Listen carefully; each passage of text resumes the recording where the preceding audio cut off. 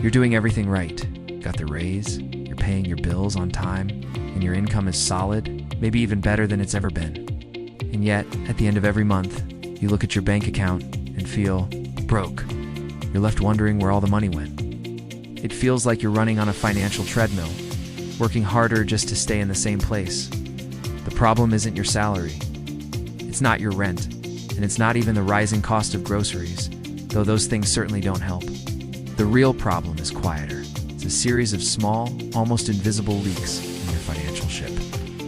These are the expenses that don't feel like expenses.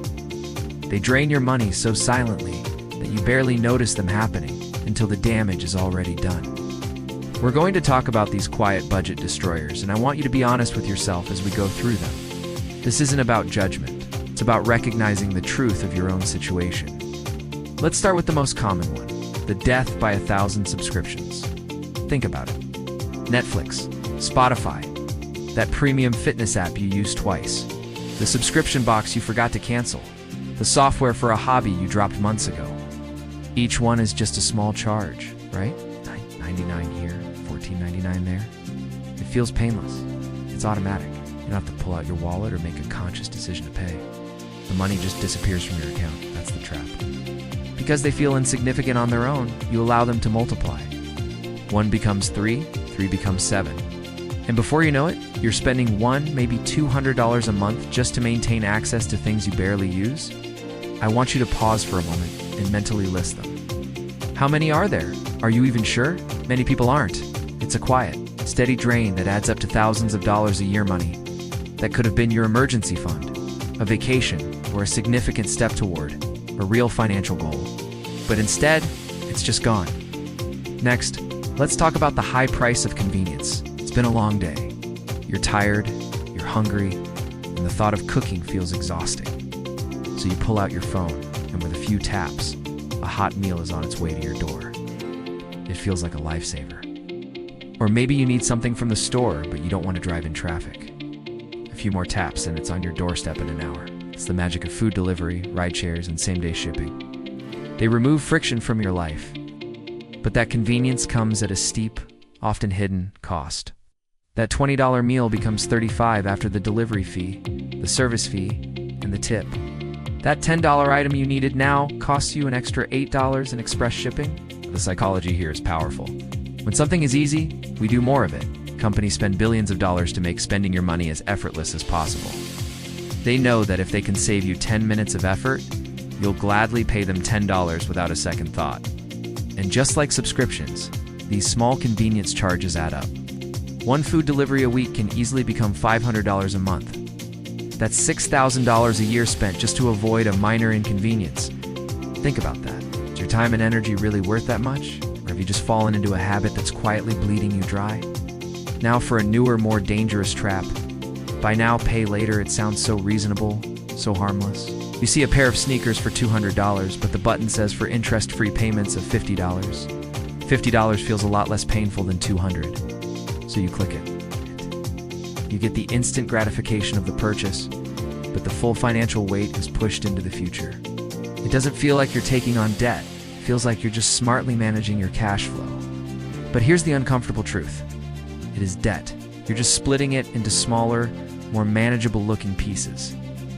The problem is, you do it again for a jacket, and then again for some concert tickets. Each time, you're only looking at the small monthly payment, not the growing mountain of obligations you're building. Most people have no idea what their total buy now, pay later balance is. They're juggling payments for 5, 6, or even 10 different purchases. And all it takes is one unexpected bill to throw the whole system into chaos. And if you miss a payment, those interest-free offers turn into high-interest debt with late fees. It's a system designed to make you overspend by separating the pleasure of buying from the pain of paying. This next one is subtle, and it often feels like a reward you've earned. Lifestyle inflation. You get a raise or a promotion at work. It's a great feeling. You've worked hard for it, and you deserve to enjoy it. So you upgrade. You move to a nicer apartment in a better neighborhood. You start leasing a more expensive car. You go out to eat at fancier restaurants and buy higher-end clothes. Your spending rises to perfectly match your, even exceed your, new income. And the result? Nothing changes. A year after your big raise, you still have the same amount of money in your savings account, or maybe even less. You're earning more than ever, but you feel just as broke as you did before. This happens because you see the extra income as permission to spend, not as an opportunity to build wealth. You upgraded your lifestyle, but you didn't upgrade your financial future. The gap between what you earn and what you spend is where wealth is built. If you let lifestyle inflation close that gap, you will stay on the financial treadmill forever, no matter how much your income increases. Let's talk about another slow drain: credit card minimum payments. You look at your statement and see a balance of a few $1,000s. It's stressful. But then you see the minimum payment, just $40.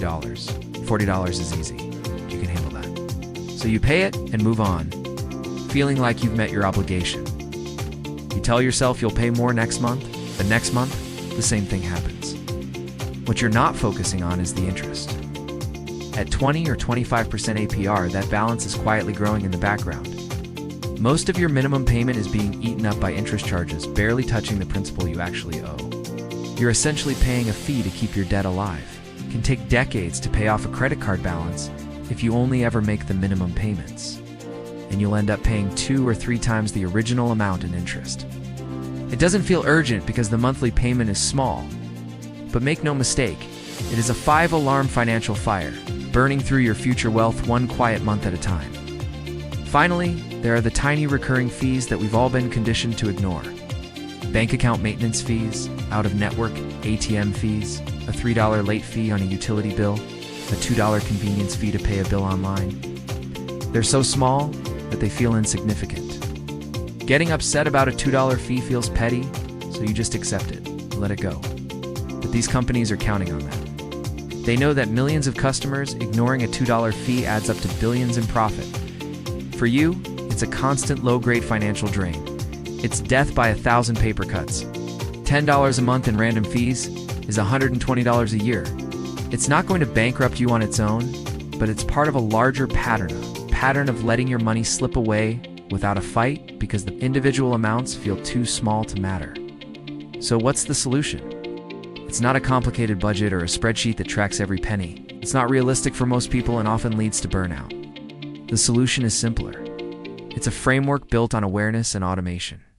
First, you need to conduct a financial audit, just once. Go through your last 3 months of bank and credit card statements. Use a highlighter. Mark every subscription, every convenience purchase, every buy now, pay later payment, every little fee. Don't judge yourself.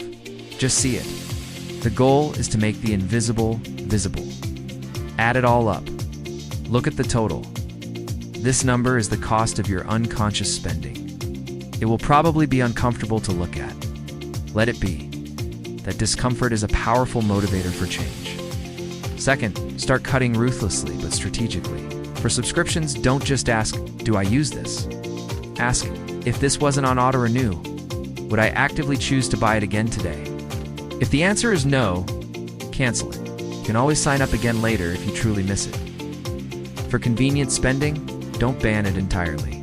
Instead, give yourself a weekly allowance. Say, I can spend $50 on food delivery this week. When the money is gone, it's gone. This forces you to make conscious choices instead of defaulting to the easy option. And finally, automate your savings. This is the most critical step. The best way to beat quiet spending is with quiet saving. Set up an automatic transfer from your checking account to a separate high-yield savings account the day after you get paid. Start small if you have $250 or $100 per paycheck. The key is that the money is gone before you have a chance to spend it on something else. You are paying your future self first. Over time, as you cut your hidden expenses, increase that automatic transfer. This isn't about deprivation, it's about intention. It's about deciding where you want your hard-earned money to go, instead of waking up at the end of the month wondering where it all went. It's about trading the short-term, hollow satisfaction of convenience for the long-term, deep security of financial control. The first step is the hardest, being honest with yourself. Take that step today. Open up those statements and face the truth. Your future self will thank you for it.